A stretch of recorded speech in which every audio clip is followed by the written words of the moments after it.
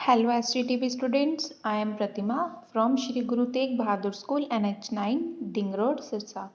Students, हम geography का chapter 5 कर रहे थे इंडस्ट्रीज। तो हमने steel and iron industry read किया था लास्ट वीडियो में हमने iron and steel industry read किया था।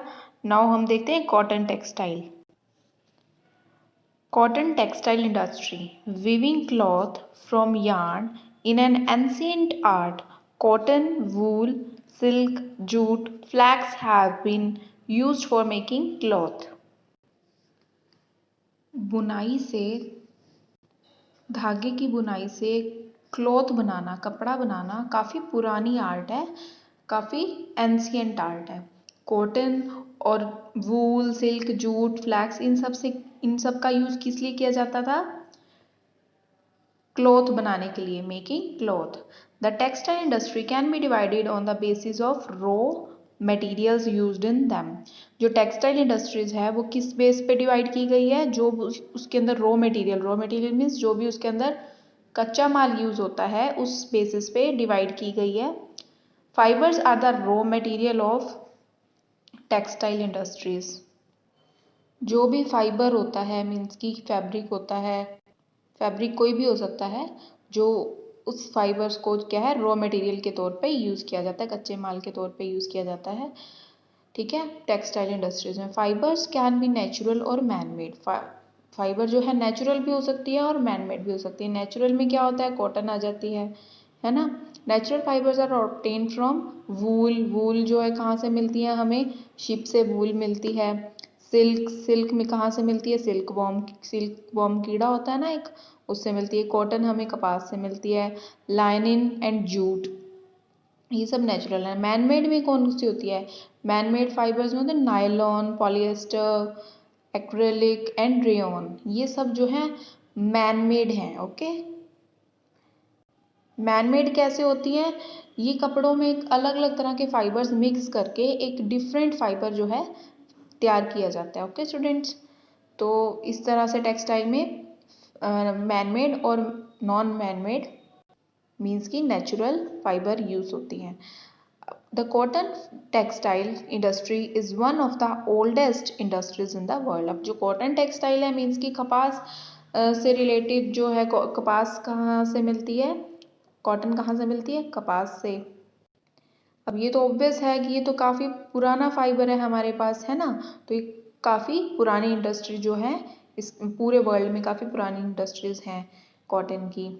Till the industrial revolution in the 18th century, cotton cloth was made using hand spinning techniques, wheels and looms. So students, जब तक जो है इंडस्ट्रियल रेवोल्यूशन चलता रहा था 18th सेंचुरी में, तब तक जो है क्या क्या था? कॉटन क्लॉथ को किस तरह बनाया जाता था? स्पिनिंग टेक्निक से। वो जो आप देखते हो ना व्हील सा होता है, उसे घुमा के चरखा टाइप सा, स्पिनिंग टेक्निक्स, उससे जो है इस तरह से लूम्स द्वारा जो है कपड़ा कॉटन का बनाया जाता था। In 18th century power looms facilitated the development of cotton textile industry, first in Britain and later in other parts of the world. अब जो 18th सेंचुरी के बाद जो क्या हो गया? लूम्स को पावर मिली मीन्स की न्यू डेवलपमेंट हुई, नई टेक्निक्स की। तो सबसे पहला जो कॉटन टेक्सटाइल जो है डेवलप हुआ, कहाँ पे हुआ? ब्रिटेन में। ओके, तो ब्रिटेन के बाद ही other part of the world means की दुनिया की, वर्ल्ड की अदर हिस्सों में, दूसरे हिस्सों में डेवलप हुआ। कहाँ कहाँ पे? आज कहाँ कहाँ पे है ये? इंडिया में भी आज, चाइना, जापान एंड यूएसए में भी है ये cotton textiles. Okay students, so India has a glorious tradition of producing excellent quality cotton textile before the British rule. अब इंडिया का क्या था? इंडिया का बहुत ही अच्छी एक्सीलेंट क्वालिटी की जो कॉटन टेक्सटाइल जो है ये इंडिया प्रोड्यूस करता था। अब before the British rule India hand spun and hand woven cloth already had a wide market. अब जो ब्रिटिश रूल से पहले जो था इंडिया में क्या था, जो हाथों से बनाई गई चीज़ें होती थी, बनाया गया कपड़ा होता था, बुना सिलाई कढ़ाई बुनाई जो भी होती थी, वो ऑलरेडी जो है उसकी काफ़ी लंबी चौड़ी मार्केट थी उन चीज़ों की। The Muslim of Dhaka, Chintzes of Muslimpatnam, calicos of Calicut, and gold wrought cotton of Burhanpur, Surat, and Vadodara were known worldwide of their quality and design। ये सब जो है काफ़ी बड़े स्केल पे जो है इसकी क्वालिटी अच्छी होती थी और डिज़ाइन भी बहुत अच्छे होते थे। कहाँ कहाँ पे?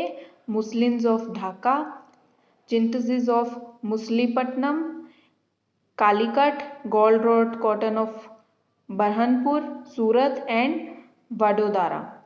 ठीक है, ये सब जो है जाने माने जहाँ पे क्वालिटी भी होती थी और डिज़ाइन भी होता था। But the production of hand woven cotton textile was expensive and time consuming. जो हैंड से जो डिज़ाइन बनाए जाते थे, हैंड वोवन होता था, हाथों से बुनाई होती थी जिस कॉटन के कपड़े की, वो काफ़ी महंगा पड़ता था क्योंकि काफ़ी लेबर लगती थी उस पर, और टाइम कंज्यूमिंग, टाइम तो लगेगा ही जब हम कोई हाथ से काम करेंगे। तो बिजाई की मशीनों से करना हो तो मशीन जल्दी कर देती हैं, हाथ से करेंगे तो लेट हो जाएगी।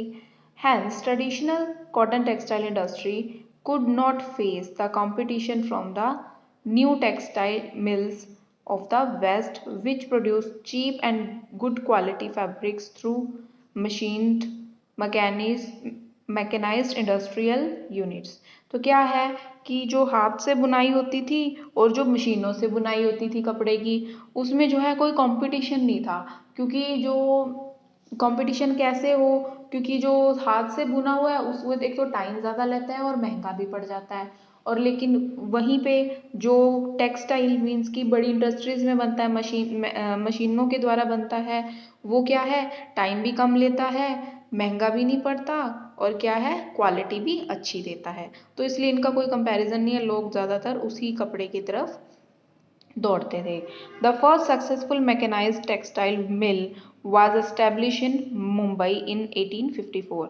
जो सक्सेसफुल कामयाब जो है मैकेनाइज्ड टेक्सटाइल थी इसकी कपड़े की, वो कहाँ पे एस्टेब्लिश हुई? सबसे पहले मुंबई में 1854 में। The warm moist climate, a port for importing machinery, availability of raw material and skilled labors resulted in rapid expansion of the industry in the region। अब देखो जल्दी जल्दी जो है इंडस्ट्री बढ़ी आगे वो वाली, क्यों? क्योंकि एक तो वहाँ पे गर्मी, मॉइस्ट क्लाइमेट होता था, a port of importing machinery को लाना भी वहाँ पे आसान था, अवेलेबिलिटी ऑफ जो है कच्चा माल भी जो है वहाँ पे इजीली अवेलेबल होता था, स्किल्ड लेबर, वहाँ जो काम करने वाली लेबर थी वो काफ़ी जो है कुशल थी अपने काम में। तो रिजल्ट क्या था? जल्दी आता था और काफ़ी अच्छा आता था उस रीजन में। तो initially this industry flourished in the states of Maharashtra and Gujarat because of favourable humid climate. अब जो है इनिशियली क्या है, ये इंडस्ट्रीज जो है अब कहाँ कहाँ पे? महाराष्ट्र, गुजरात, इन दोनों में ज़्यादा हैं। क्यों? क्योंकि जो यहाँ का क्लाइमेट होता है ह्यूमिड वाला, वो इसके लिए, टेक्सटाइल इंडस्ट्रीज के लिए काफ़ी अच्छा होता है, क्योंकि कपड़े को पकने में और मजबूत बनने में हेल्प मिलती है उस क्लाइमेट में। But today humidity can be created artificially and raw cotton is a pure and not weight losing raw material, so this industry has spread to other parts। But आज जो है कि ह्यूमिडिटी जो है आर्टिफिशियली मीन्स की वो create की जा सकती है मशीनों के द्वारा, ह्यूमिडिटी आर्टिफिशियली भी क्रिएट की जाती है। तो इसलिए कोई ज़रूरी नहीं है आपकी महाराष्ट्र या गुजरात में ही सीमित रह जाएगी ये टेक्सटाइल्स। तो अब इंडिया के अदर पार्ट्स में भी ये फैल चुकी हैं। कौन कौन से other parts? Coimbatore, Kanpur, Chennai, Ahmedabad, Mumbai, Kolkata, Ludhiana, Pondicherry and Panipat are some of the other important centres. ठीक है, टेक्सटाइल यहाँ पे काफ़ी इम्पोर्टेंट सेंटर्स हैं यहाँ पे। तो हमारा कॉटन टेक्सटाइल इंडस्ट्री यहाँ पे कंप्लीट होता है। Okay students, thank you.